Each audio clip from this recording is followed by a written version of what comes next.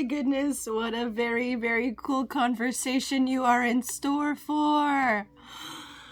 I loved it. I loved talking about so many magical things, about gnomes and queerness and liminal spaces and connecting to ancestors. It's all just so outside of my comprehension and outside of my experience, but it's interesting, and it's so neat to be on a journey of finding what resonates and what is calling and finding out what is the right way to go. And if you're here, you must be on that journey as well, and I welcome you to that. And I'd love to hear how it goes for you as you see what tweaks your interest and goes, ooh, let's go further down that rabbit hole. Hello and welcome to the Epic Kate podcast. On this podcast, I love to dive into people's spiritual journeys of transformation and to dive into wonder and the situations that led people on their path. I love to hear the stories. Sometimes I'm hearing stories that aren't so deeply mystical and magical. Sometimes they're a bit more grounded, but I just connect with the people that I feel like I'm meant to connect with. And that's how I get my guests. And it's really fun. And it's really neat to see which doors open. In this episode, I had the chance to talk with Ben Stimpson, who is a fascinating person, and I would love to pick his brain for another 172 hours. But anyway, let's get into it. Heartfelt conversations can change the world. Here's the Epic Kate podcast. Hello and welcome to the Epic Kate podcast. I'm really, really excited to have the chance to meet and talk to Ben. I'm so interested about their life. So, would you please give us an introduction of yourself? Yes, of course. So my name is Ben Stimpson. I'm based in Ontario, Canada, but I'm originally from the United Kingdom. I'm a spiritual psychotherapist. I'm an author. I'm a historian. I'm all sorts of different things. So I primarily write in the metaphysical niche. My book, Ancestral Whispers, a guide to developing ancestral veneration practices, came out just last year. Since then, I have also started and written a whole other manuscript around the folklore of witches. I've been a practicing pagan for about 20 years now, and that also feeds into my psychotherapy work. I'm mostly a narrative therapist, transpersonal therapist, Jungian therapist, and I see most of my clients online. I'm writing that down. Jungian. I love Jungian stuff. There's a podcast called This Jungian Life, and every time I listen to these episodes, I'm like, I feel like I just got a doctorate. Like I feel like I'm 20% smarter from listening to these people. It's a wonderful podcast. I've heard a couple of episodes myself. I agree. They're very, very, very on top of it, of what they do. Yeah. So I just turned the light on. It's like, it's amazing how the ambiance just went like dark as you were talking. Oh, I'm really, really interested in spiritual journeys. Like, have you always felt connected to magic, to spiritual things, or did you have an awakening? I think so. Like I said, I'm originally from the UK myself, and the place that I grew up in, or before we emigrated to Canada, it was this like part of the building was 400 years old. It was the middle of Wales. It was really at the bottom of a deep valley. Like you looked around the landscape, and it was just nothing but valleys and hillocks and beautiful landscape. And there was an eminence to it. There was an energy to the place. And I certainly, as a child, I experienced things that nowadays people would like look at me strangely for, but I remember meeting little old men who would, disappear into the brush. I remember, encountering nightmare creatures at nighttime, or seeing faces sometimes looking through windows and things like that. So I would say I've always been open and of that spiritual nature. It took me a while to click two and two together, though. And I think that really came in my teenage years. When I moved to Canada, I really connect. I was trying to really connect with home, right? I engaged with folklore as a way of dealing with culture shock, because taking a little kid from middle of Wales all the way over to Canada, where people are speaking differently, they have different mindsets. The town I moved to was very, very, very Christian, and everybody was related to each other because it was a very small town. I didn't belong in any way, and so I really connected in with folklore, and eventually then paganism and Wicca and magic, as a way of kind of dealing with that trauma. And Mm. then it just carried on, and I would say that I'm a deeply spiritual person now. And yeah, it's funny because I say that, like, people say, well, how are you spiritual? And I'm noticing that as I age, it's just my landscape, my life. I just live my spirituality, right? It's so normal to me that I can't differentiate between mundane and spiritual, right? Yeah, I Okay, find that. I need to rewind back to, did you see gnomes? Yes. So I experienced them as that. They were little old men, and I Did you remember talk to once. them? I did, yes. It was very normal. Like, it was just a very normal thing. I remember once I was playing. So where my parents lived, it was a little old cottage that was just down the road from the pub that they were managing, and it's all like just farmhouses everywhere. And I remember, I'd be playing in the garden, and suddenly, I would see these little old men walking by, Like and it was little, like just so, how little like, are we talking here? well, so not tiny, tiny. I would say they were probably about 4 feet tall, but Okay. they were dressed like, they were just like little, like, last of the summer wine kind of looking characters, right? They were wearing, like, like old style Victorian clothing. They looked like they had like little caps on. They looked like little old Welshmen that you would expect from that time, but they were just smaller, and they would just disappear into the hedge. They would just walk into the hedge, and that would be them. And and I would see them all over the place. I'd see them in the village sometimes, and I remember once I was sitting in the garden, and I was just playing, and then one of them came up out of nowhere and was like, "What are you doing down there?" And in a very strong, full Welsh accent, he asked me, and I said, "Oh, I'm just playing." And he said, "Well, don't mess anything up." And then he just wandered away and then just disappeared in the verge. And to me, it was just normal because I just always saw these people. And so I said to my mum, "Oh, the old man talked to me today." And she was like, "What old man? Who are you talking about?" Of course, didn't even think. And it was weird. It wasn't that she didn't believe me. It was just that she just didn't even, it didn't even register, right? Mm. Um, yeah. That So sounds, that seems like a thing that comes up in a lot of Fae related situations, is that some people, they'll have these encounters and they just won't remember it until yep, it's something just triggers it. a lens over, right? It's Yeah. just it's almost like Doctor Who, a chameleon circuit. It just You just don't see it, right? hmm Oh man. So Yeah. your parents, when you told, when did you realize, like, this is different? This is not normal. Uh, Other people aren't experiencing this. Or when I say, hey, yeah, when you connect with people I and they're can't like, I have really no think. clue what you're on about. Yeah, I think it was when I came to Canada, to be honest. Like, Okay. So how old were you? I I was 8.5, so Eight I and a was eight half. and a half when I came over here, exactly.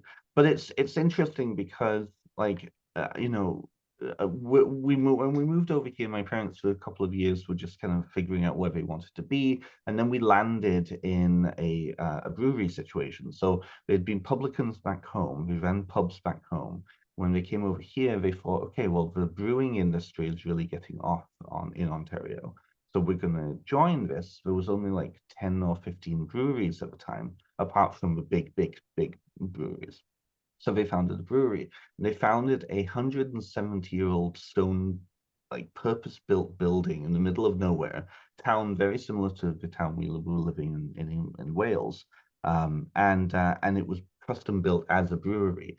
And the gentleman who'd originally built it, he designed it. He brought 40 stonemasons over from Germany, big German area at that time, and he had them build this place with fieldstone, and that place was haunted. We had ghosts inside. Of course, they were ghosts of people who have been connected with the various businesses beforehand, and because it had gone through several iterations of what its purpose was. But the feeling was always like, oh, this is back to what it's meant to be, so this is good. There was never any kind of disturbances. We always knew that there was something in there. It was just a presence, right?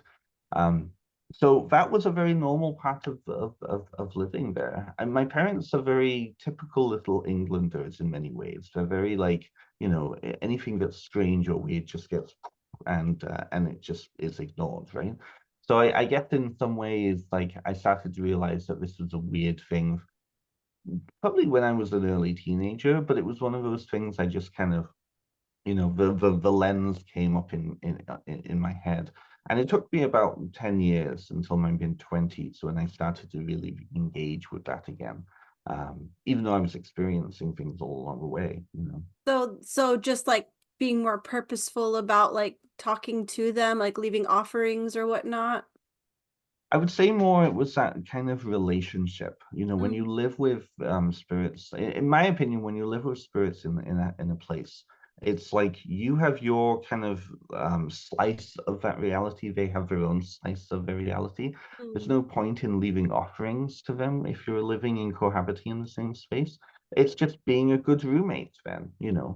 And I think for them, like it would often manifest in the brewery as because we had a lot of machinery that would create white noise. The brewing system itself, the boiler, would create a lot of white noise, and you could often hear like almost like people were having a conversation in another room with the door closed. It was that mumbling sound that was what I would often hear. But like my whole family would experience things. Like my mum one day, she said she once saw she was working late at night in her office upstairs, and how her office was, it was like there was a big like uninhabited area, but it was a big loft, a hay loft basically, and her office was there, and the light was off in that place. So the door that she had was black, pitch black on the other side. She's like 11 o'clock at night. She's doing taxes. She's probably getting tired, and she looks up and she sees her dad looking in at her. And of course, typical little Englander, like, oh, I must just be tired. It's nothing. Puts her head down, right? Um, we've had clocks that would go backwards. They would like middle of the night, suddenly they would start ticking backwards. And it's like, what are you doing? Right? But nothing ever malicious, nothing Mm. ever unwelcoming. Yeah. Would you say that the British mentality is like healthy respect? It doesn't have anything to do with me kind of thing. Hmm. I think it's England in particular, very different from like Welsh Wales or like Mm. Scotland and definitely Ireland. England is a very go to church 4 times a year kind of culture, right? They're very skeptical of anything that isn't quantifiable. Um, and I say that, I mean, the Catholic English are much more in line with spirituality, I'd say, than kind of a Protestant English. And they just have a very blasé sound. Anything that is different is very strange to them. And Mm. I mean, that includes even people, right? Whenever they go down, very typical Little Englander kind of approaches, whenever they go down to Benidorm or to Corfu or any of those like hotspots in Europe, it's like they're complaining about the foreigners. It's ridiculous, right? But they have a weird sense about them, and so my parents are very much that. Anything that's outside the norm for them is to be ignored. It's not to be looked at Does because it's they just don't know what to do with it, right? does that mean that maybe you were a bit ignored being different, being so different yourself? Yes and no, but for other reasons. So I actually came out as gay around 14, and so that was ignored. Yeah, that was ignored. It was it wasn't the oh, get out of my house, we don't want you anymore. It was don't tell the neighbors, Yeah. right? Don't tell the neighbors. Yeah. Keep it to yourself. Mm-hmm. Yeah, Yeah. very much so, very much so. Mm. So, So and you yeah, had a it's few so, things. sorry, go on. You had a few things going on to make you very, very different from the Mm-hmm. expectations of your family. Yeah. And in truth, I would say my experience now, especially in the communities that I'm in, is that a lot of that otherness, a lot of queerness tends to open the door to spirituality for a Mm. lot of people. Like a lot of my really, really good friends, and a lot of writers in the metaphysical niche right now happen to be gay or queer of some kind. So it's kind of an interesting thing. There's Yeah. something about that otherness. Yeah. Yeah. And I had it on the tip of my tongue. Trauma. Like trauma is a doorway to magic, to awareness, to awakening. I think when you exist and live in a liminal space because of trauma, I think that that will open the door to recognizing liminal creatures and beings, right? I certainly think that there's something to do, like and in fact I've heard this from other kind of marginalized groups, people who they're not magical because they're a marginalized group, they're marginalized, and that opens up that space for them, which is safe, right? I've heard a lot of this from African American root workers and conjure and ATR folk, right? Because of racism, because of that kind of studying that marginalization, spirituality becomes a really big, safe area for them to go into it and explore. Um, I thought it's one of those things. Again, it's that liminality place, right? And I think when we look at that liminality space, a lot of the spiritual beings that I've encountered, because they're shapeshifters, because they're changing constantly how they approach this reality, in the same way that we have to, in many ways, marginalized people in any stripe. Um, that negotiation of what we're doing with the norm does create those connections and spaces. Mm-hmm. Yeah. And then there's birthrights too. There's Mm-hmm. I had a wonderful conversation with a friend who is a fourth generation shaman, Love it. and then it was accepting the call to that. And it makes me Yeah. just, I have so many way directions I can go, like the whole, are you born a witch or is it something that you can choose? And I've heard a lot of different opinions about that, but I want to take it more personal. Mm-hmm. You mentioned having these spiritual encounters with these liminal beings. Can you tell about an instance that was just really particularly like shaping, guiding you towards a shift in your life? Yes, I can actually. Yes, I can. So it's more recent. It was only 2016. Um, there's a lot of backstory because my spiritual life is not singular instances, but it is singular kind of like 12 moments, right? So are we recording audio or just or video as well on this? We're doing video on YouTube and audio Perfect. for Spotify. Wonderful. Okay, so those who are on YouTube right now, and if you're on Spotify, go and check the YouTube video. I have a tattoo here that I'm showing, and it's the weird bind rune. So It's this is what? a of the weird bind rune. Oh, So it's a rune. it's a rune. So Okay. this is a symbol that was created by a German occultist named Jan Fries about 30 years ago. And when you look at it, it's an interlocking stave of 9 staves. And when you look at it, all of the runes fit within this image, and so we call it the weird bind rune. And weird is weird, WYRD, is a very important concept for me. That really helps to illustrate kind of how I see the nature of reality and the nature of fate and destiny. It's Scandinavian in origin. There's kind of two words that are used for the same in the Germanic and the Scandinavian languages, and it has connotations of the tapestry of life and the tapestry of fate being woven constantly.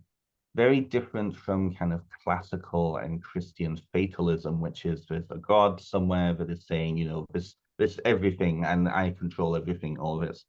There's an activity with fate, right? This is actually how like Norse Vikings would espouse themselves based on how they were facing whatever was coming towards them, because it was a constant unweaving in the now, right? The future is based on what happened now. Now is based on what happened in the past, and that's the tapestry of destiny. So I had a situation in 2016 when I really came back to myself. I was doing a lot of healing for myself at that point, where I had 7 men in my life come back into my life through inexplicable means, like the weirdest of situations. Couldn't be really understood in any way other than there was something going on that year. And I really tied into this presence in my life. I wouldn't even say, I don't know if it's even a sentient presence. It's a force, it's something that's going on, it's something bigger than me that I happen to be connected in with. And it's moving and shaking my life because of it. I don't know if I was caught in its wave or something, but it was directing me towards healing. And like these guys, like these were people that, one of them was my best friend when I was younger, and we had a big falling out. One of them was somebody I slept with once, and it had a big, meaningful impact on him, and he needed to tell me that, like he was going through some things. Whoever, whatever it was, there was some sort of unfinished business between us all. And when I say the weirdest of situations, like one guy, I moved to a city around that time because I was studying psychotherapy. And like we were always going to bump into each other. I didn't know that he was living in the city. It turns out he was living in the city. His office was like a 5-minute walk from where I was living. When I took on my own office, when I was doing my own psychotherapy training, he was seeing the therapist whose office was literally next door to me in that block. And I hadn't seen this guy for like 10 years, right? But I was pining for him. I had like a huge regret around how we ended our friendship. And he bump into it. Another person, it was, they were friends of somebody I just met. And there was no other way that we would have connected in like that. It's so weird, like all these weird things. After, the first couple of people that came back and I was able to gain healing from that, again, I had that sense that something bigger was happening. And I started to get a body sensation whenever somebody was about to show up. I would start to feel like butterflies in my stomach. Like for like the week or 2 weeks before that, I knew, like I started to get this sense that okay, something's happening just behind the curtain, and I need to either move out the way so I'm not in the way of it, or I need to just go into that flow. But there was a body sensation. There was like a dawning. It almost felt like static electricity. Like I could feel there was something. And then they would show up, and it would be like, oh, okay. Of course, hindsight is the retrospect. Um, at the end of that year, the big one that came back was that best friend of mine. And we did a huge amount of healing after that. We really got to say what we needed to say. We got to, it was a really wonderful, like, depletion of all of that built up, pent up stuff. And now I see that kind of weave tapestry in everyday life. So when something happens, it's that like sense of the Jungian sense of synchronicity is big with that. Right? I wrote that down. Synchronicity, yeah. Yeah. But it was one of those tools. It was that opening up to that awareness of something bigger and outside of regular reality that really then tied me in. What I've noticed in my spiritual life is there are two big players in my life. And when I think about all the deities that I've been attracted to over these years, they've always been in one of these two camps, to do with control and to do with change. Can you say that again? The what of control? To do with control and to do with change. Okay. Yeah, to do with control. So, for example, 2017, I was introduced to a Lukumi practitioner. He's a crowned priest of Oshun. And for a couple of years, I was involved in his spiritual house. And Lukumi is an Afro-Cuban tradition. It has it works with the Orishas, so Shango, Oshun, Yemaya, and those beings. And a really powerful, continual tradition. It never ended like a lot of European ones and needing to be reconstructed. It continued all the way through the Middle Passage. It mutated in various Caribbean islands. It's a beautiful tradition. Um, and I met him again through one of those weird synchronicities. I was chatting to somebody at the time. They said, "Oh, I introduced you to my friend David here." Met David, and we started chatting. Turns out, and then I ended up becoming his godchild in that system for a few years. Turns out I had actually met David 20 years before when I was 13 at a sci-fi convention. All these little threads, right? All these little threads. That's beautiful. So, what led you to this concept, or not concept, to this practice of connecting with ancestors? Of course. Is there a pretty good story there? I bet there is. There is. It's all tied in. My whole life is really tied in. So going through that experience of all of these guys coming back into my life, um, at the end of it, what was really, really clear, because the theme of them all was being stuck in the past. These were all people who I or they were constantly thinking back into the past and being stuck in the past and not moving forward. Mm, And at the end, the big message that came through one of my ancestors was, "Don't live in the past. You don't belong there." That was one of mm, the big messages. And around that time, I was doing some intense, or starting to do intense ancestor work through this tradition that I was involved with. Concurrently to that, when I was in my psychotherapy program around that same time, or like a year later, the ancestor work was continuing. I had to do a big project on family history for my psychotherapy program. And so I was suddenly had these dual role, these dual activities of spiritually connecting and then through psychotherapy connecting. And the two just interlocked perfectly.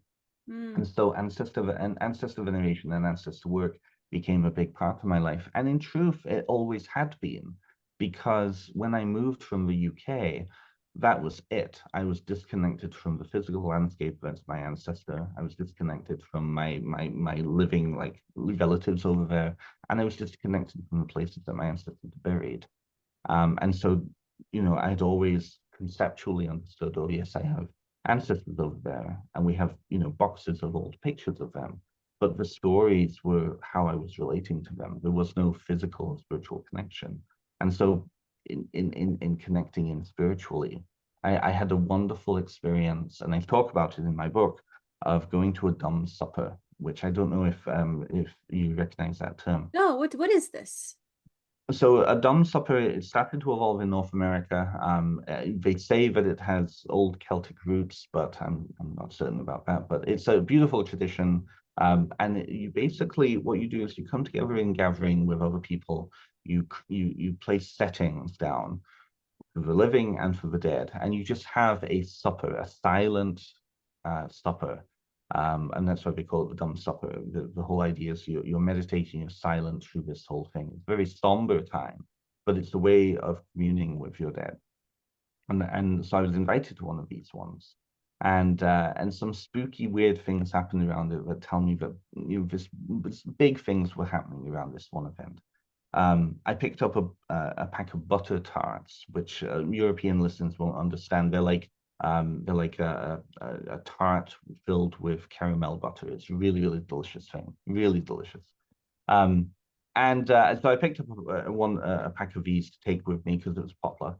And I go and I give it to the organizer, and she bursts out into tears. And I said, "Oh, I hope that's is it okay?" She said, "No, no, no, you don't understand. I was hoping that my dad would come through, and butter tarts were his big thing in his life. He loved butter tarts." Hmm. And I'm like, "Oh, that's spooky, because how would I know? Like I was, I could have got anything, right?"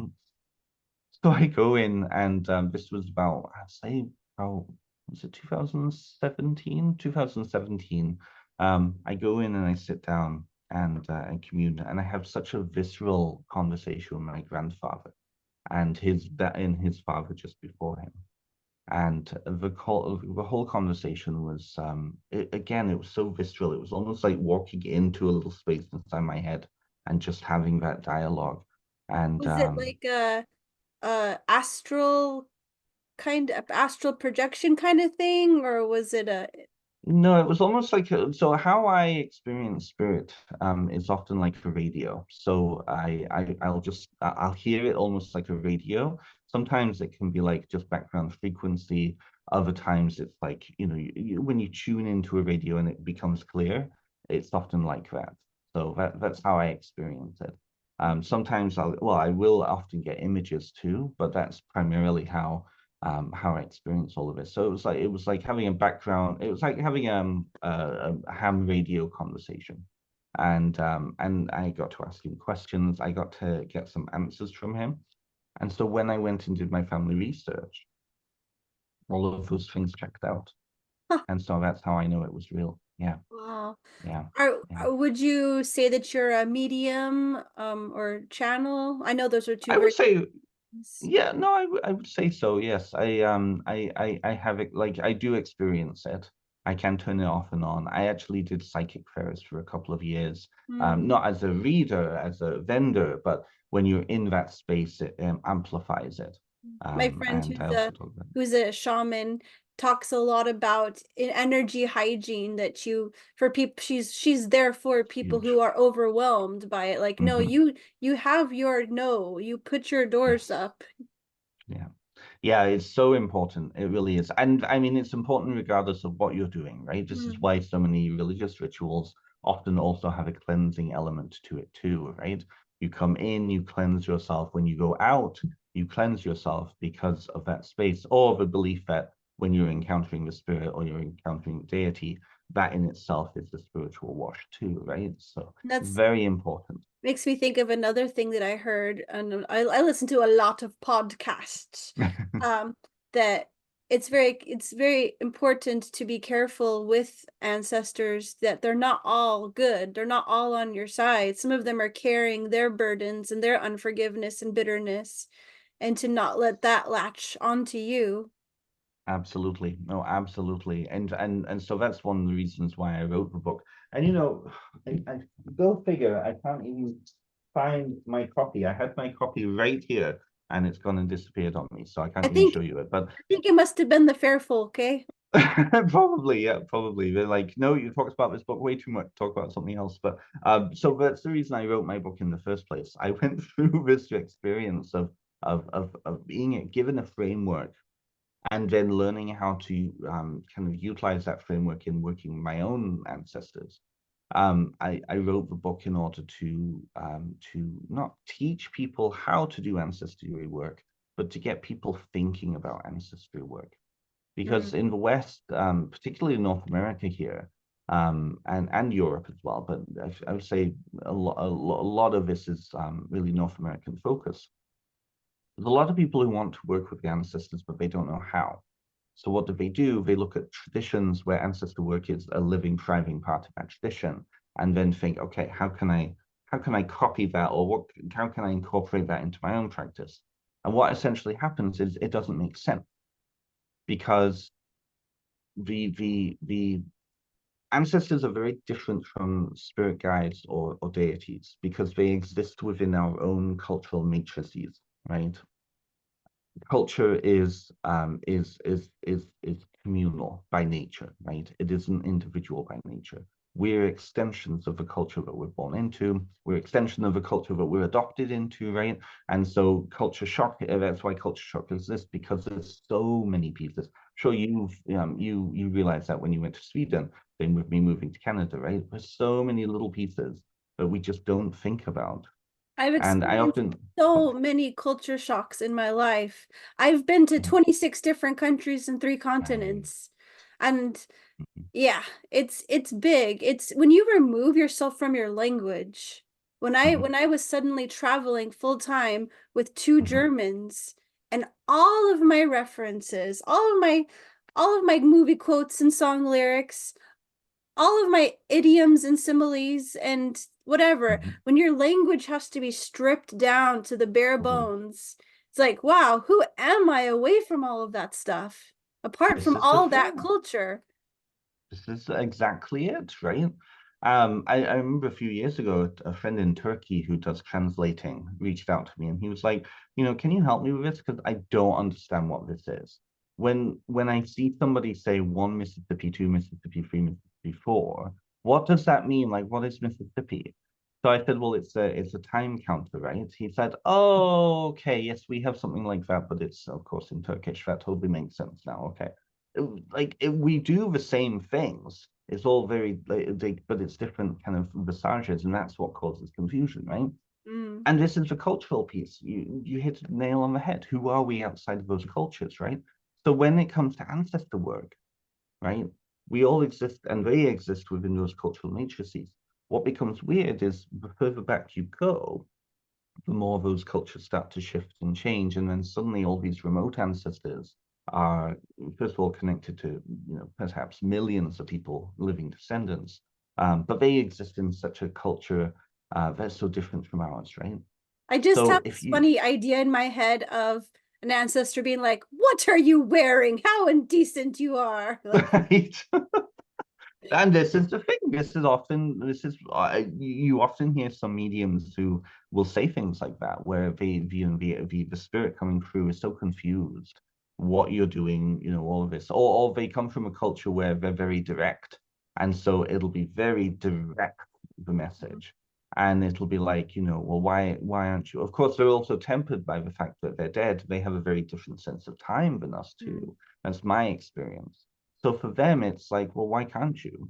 Stop whimpering, just go and do it. Like do it. in my But day, we didn't have all this time to sit and prattle along. We had work to do, or we would starve.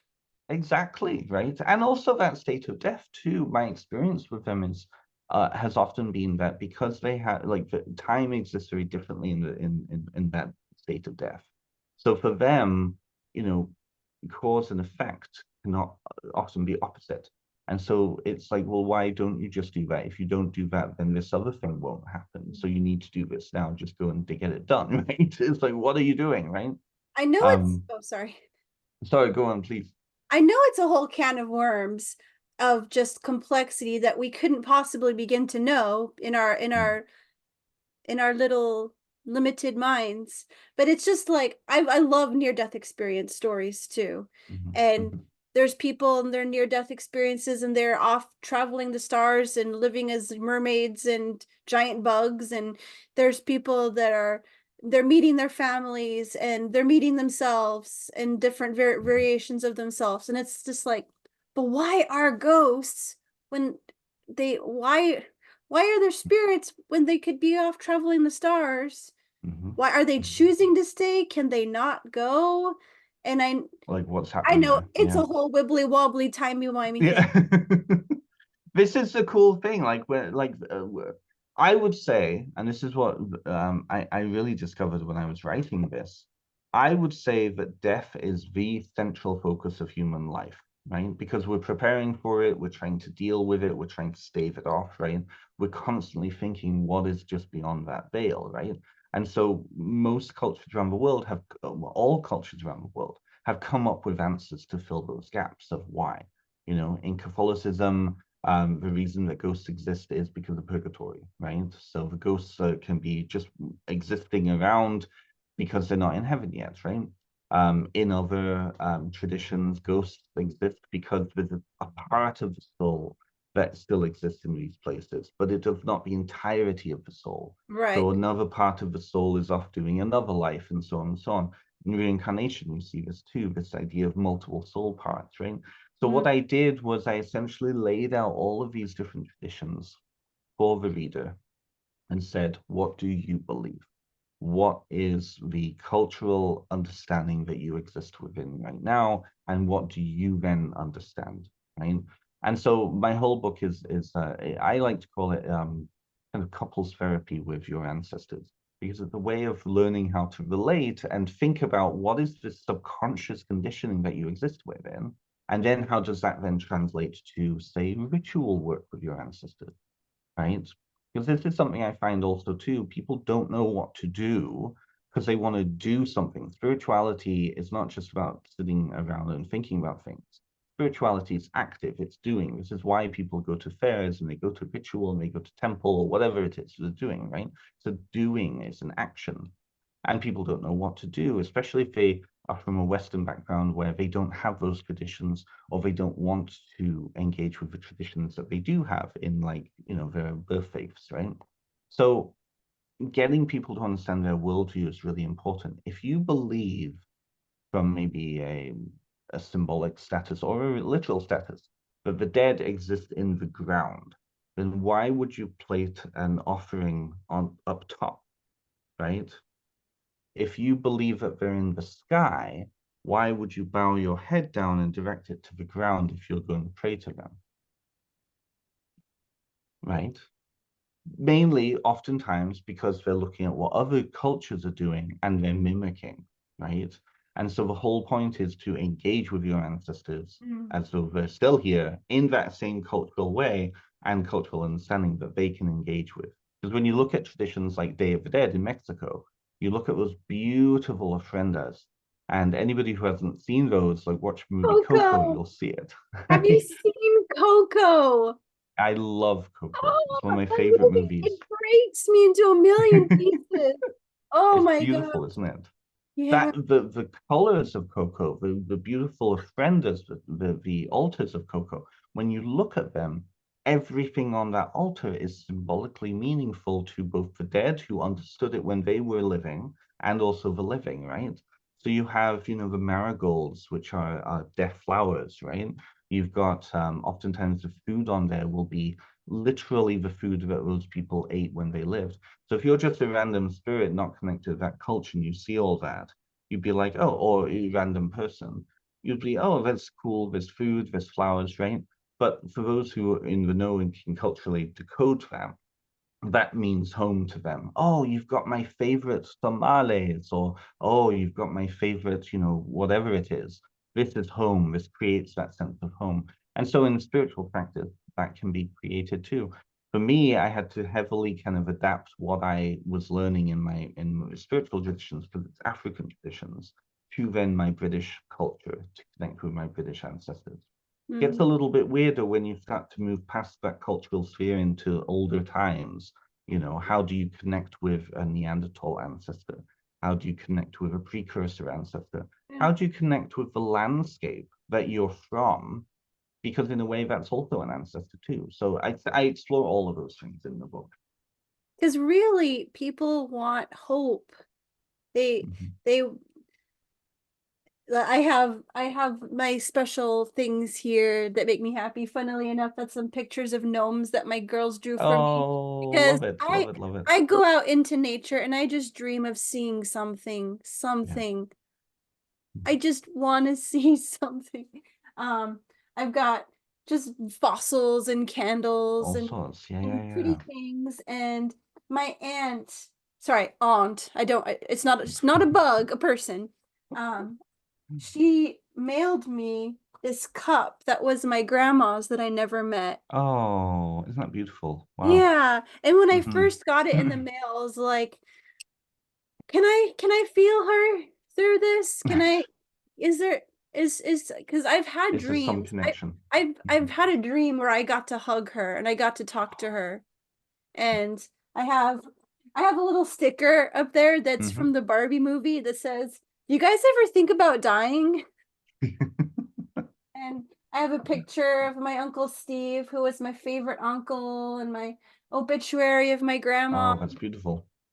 Hmm. And it's just this little I wouldn't go so far as to call it an altar because I have no clue about I came out of evangelical Christianity Hmm. and I just don't want to have anybody tell me what to do anymore, you know? That's the thing, right? This is the thing. A lot of people who are striving for alternative spiritualities come from that really patriarchal evangelical place. Yeah. Yeah. But when we think about it, right, like that cultural conditioning of what is an altar, why is it there, and what you've got there is meaningful. Yeah. It's meaningful to you, right? It's intentional by the looks of it, right? Yeah. Yeah. Got That got my rainbow. Got you my got your rainbow. yeah. It reminds me of something. So I'm also part of the Order of Barnstable and Druids, which is a Druid group based in the UK, but they have chapters and groups all over the world. The head of the order was talking about how her first experience going underground in Ireland. She's from Ireland originally, and she went underground, and she was so wanting to connect with the spirits of like the Chthonic spirits of the underworld, right? So wanting to connect, and she went into a cave, and she was sitting there, and she was bored because she didn't get anything. There was nothing going on for her, and in that moment, she realized, okay, this is the point because I'm expecting to see something. I'm expecting certain things, otherwise it's not something to me. When she actually clued in, I'm in a cave underground, I'm hearing the ambience, I'm feeling the pressure of being underground in this darkness. This is the underworld. She said her relationship to those expectations completely changed. Mm. And so something you said about, I want to see something. I think for me, when I like that, I really resonate with that because so often, it's that I need proof, I need something, I just want to experience, I want to have, that connection. And the connection is all around us all the time. It's just what lenses are we looking at it through, right? Yeah. So, what services do you offer services? Do you help people to connect to their ancestors? Do you talk to people like now, like right now, and like you start to feel nudges from their family members saying, "Hey, I want to say something to Katie real quick." I don't tend to have that. I tend to be quite shielded that way. Mm, Mainly because working with ancestors in that way it's a little bit more difficult. I can turn it on when I want to, mm, but it's one of those I need to have my own protections. right. But I do actually assist other people in connecting in that way. So I do work as a spiritual director as well as a therapist, and that spiritual direction work is instead of looking at issues like we would in therapy, we're looking at connection relationship. And so oftentimes with some of those clients, I will, get them to go to the spaces that their ancestors lived if they're able to, and just experience the space, experience the place, right? I would offer them to do, kind of ritual work or automatic writing work, for example, right? I was setting up an altar or setting up some sort of a meaningful space, which I much prefer. Uh, Family history work, but also looking at what's coming up from inside of them in response and reaction. Now, that being said, if it's not something I necessarily want to do right now, but it's something I can turn on. It just takes me a bit of time, but I can connect in that way. Um, but it's messy. It can get very messy. It can get Oh, very, very, very messy. Yeah, how it's how so? well, so the dead, unlike spirit guides who have a certain kind of professional, kind of hands-off, no dual relationships approach, right? There's a certain objectivity with spirit guides, Kind of like as Star opposed, Trek, the Prime Directive kind of thing?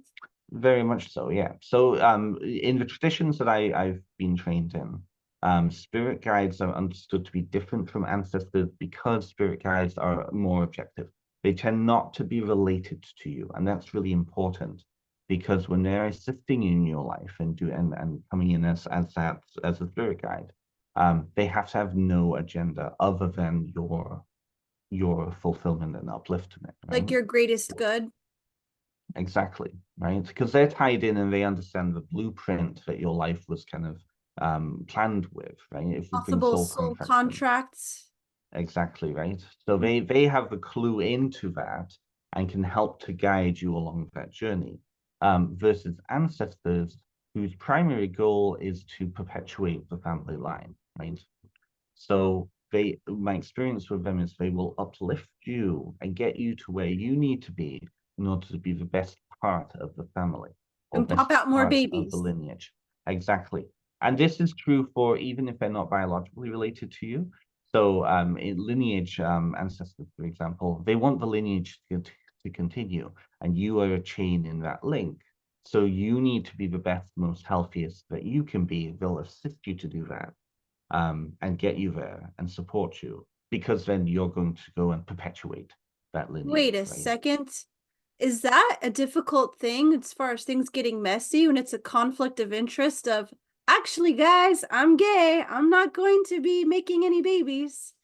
Did Well, I mean, there there's other pushback ways of there? supporting you with that, right? So, like, in my case, it's getting me to where I can be, and supporting me, and just becoming healthy in order to then support the other members of the family. Hmm. Or it's that getting me to where I need to be because those ancestors are in cahoots with my other ancestors, which are more lineage based or whatnot, right? Mm-hmm. There's the kind of the scopes become different, right? It's like we don't So need any homophobic, transphobic ancestors out there. You guys better get woke, okay? well, it's that perpetuation. Like, I mean, there certainly are ancestors who are stuck in their ways and they become very unhealthy very quickly, and it's all about them. We're talking about the collective here. So Yeah. the collective ancestors want the living to perpetuate the world, to perpetuate themselves, to perpetuate society, right? And so, that idea that, oh, you're not going to have babies, but we can support you to become a really good member of society, Oh, that's to good. make society continue. You know what I mean? So That's good. but they have agendas, right? They have agendas with that. Sometimes those agendas don't go are not necessarily for your personal good. They're for the good of the rest of the family and so forth, right? So then there's a conflict. So generally speaking, spirit guides are, at least in the traditions I was trained in, spirit guides are more powerful, in that direction than the ancestors are. But the ancestors are still there, right? There's Hmm. also deities too in that mix. So kind of that tripartite system of, spirit guides, deities, and ancestors working off of each other.